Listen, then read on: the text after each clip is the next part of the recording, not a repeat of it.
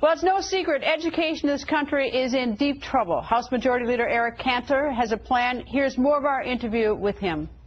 In the last 2 years, you have made at least 14 school visits in your district. You were going to go do one today, making life work, and it got aborted because of a problem at the school. But tell me, what are you doing about education?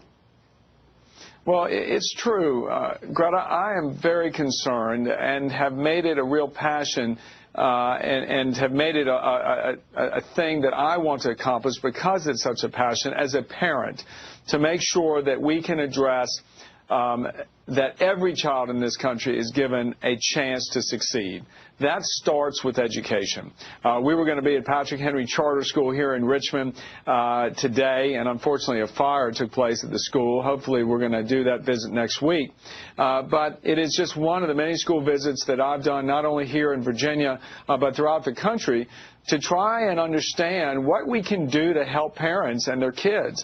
You know, I met a woman in New Orleans. Her name is Essence. You know, she says her daughter goes to one of the charter schools or one of the private schools in New Orleans, and part of their choice system. She says she'd do anything to keep that daughter there. We've got to, as a country, realize the building block of success, of the ability of people to go out and earn that success and seize opportunities, starts with education. And I'm hoping that over the next year and a half in Congress, we can affect some of these reform ideas so that we can actually help people get about their life so that we can continue to see growth in our country and our economy.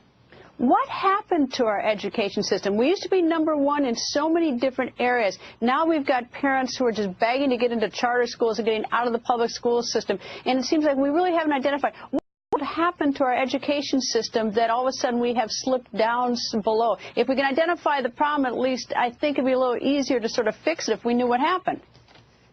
Well, I think that sometimes, you know, whenever you have sort of an establishment that sets in, and whether it's the, you know, the government unions that the teachers are belonging to, or whether it is just the status quo mentality that you have to defend what is rather than try and instill some disruptive change so we can actually see results, we are faced with a school system that's not meeting the needs of so many kids and their families today.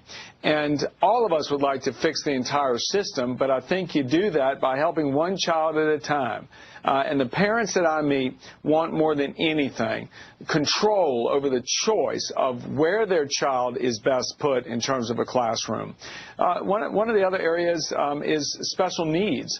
You know, I mean, all of us know parents with special needs children, whether it's autism or any other condition that children may have. We've got to help them. If their needs are not being addressed by our local school system, we should put in place reforms that allow dollars to follow the kids so that parents can be empowered, and the ones that know best are those parents, so that that child will have a quality education. And we have more with Leader Cantor. To see the rest of our interview, just go to GretaWire.com. And coming up in America.